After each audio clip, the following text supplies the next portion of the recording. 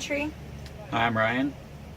And this is our bus. So I came home from my job here in Seward one day, and I noticed the website on the side of your bus, and I figured I had to get a hold of you guys. So how'd you get started with this? What was the catalyst that started your life in this bus? So, ironically, it was probably Into the Wild with Christopher McCandless that died up here in Alaska. And we saw that maybe 7 or 8 years ago and decided that there's other possibilities for the way that you live your life. And at that point, we were finishing up school, and instead of jumping in and living on the road, we decided to open a business instead. So we opened and ran an rock climbing gym in Amarillo, Texas for 6 years and sold that a year ago. And at that point we decided to start looking for different vessels to accommodate our needs. And one of the really important things was we wanted our animals with us, which is Paige, our Great Dane. Named after Jimmy Page of Zeppelin. Of Zeppelin. And then the cat, which is running around here, he's all white, and his name is Pink Floyd.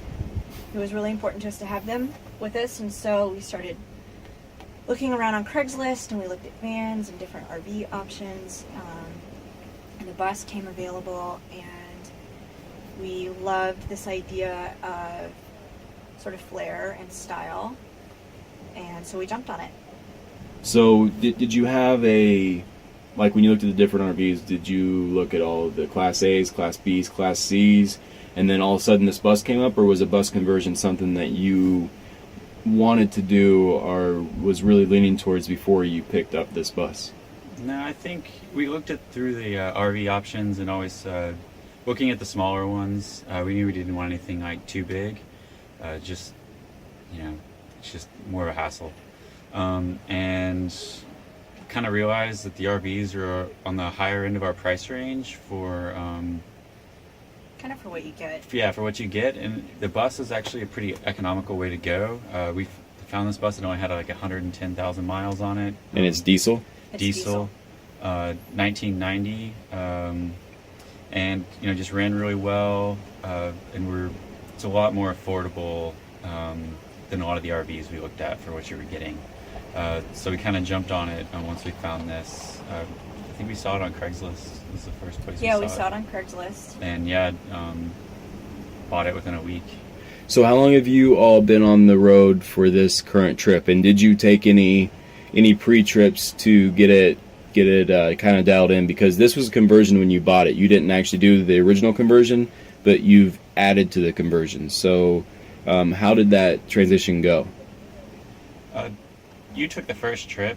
She went climbing for 2 weeks near Las Vegas. In Red Rocks Canyon. Yeah, and we had already installed the solar system, and so that was kind of our first set of problems, was kind of dialing it down and figuring out what we needed exactly. So through her experience there, we were able to kind of get that all ironed out. But other than that, when we left in June, like June 1st, was really our first longer term trip. So we've definitely been trying to figure things out and get our systems dialed down a little more.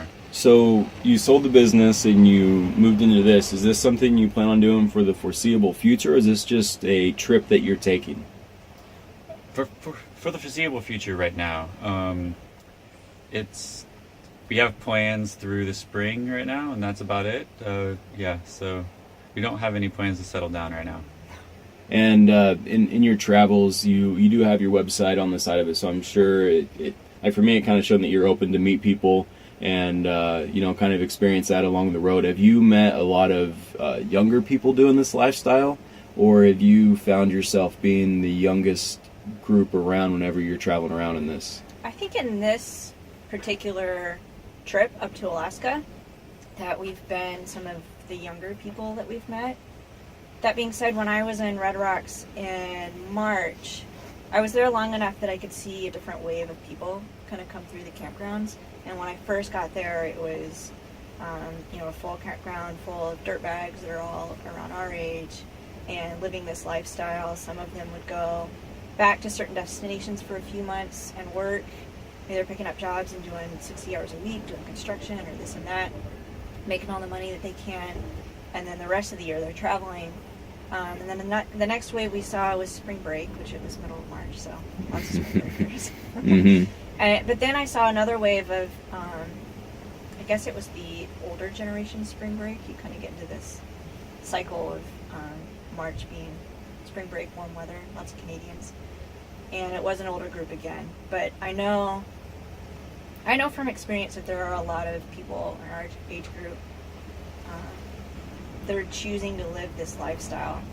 Whether it's you're quitting your job, you've done the corporate gig, you're dissatisfied with it, and you're just seeking something else that traveling gives you, and maybe you'd only do it for a few months and you figure out what you want to do with your life or how to make yourself happy, and maybe you start your own business, or sometimes people keep going. So now, when you are traveling now, are you working on the road, or are you just living off of what you made off the climbing business? A little bit of both. What we've made off of the climbing business has been invested into stocks, and Ryan manages that. And then I also work for OutdoorGearLab.com, which is an awesome gear review company. And I get to review gear as well as write articles, and I do some back-end updating things for them also. Awesome. So people that are interested in this lifestyle, the funds is the biggest question I get asked a lot of times, is how the money works. How much do you actually spend? Do you find that you don't spend that much money when you're living in the bus, or do you feel like you spend more if you count the gas and the insurance? How do you feel like the income and the funds go living this lifestyle? Well, the biggest expense is definitely gas.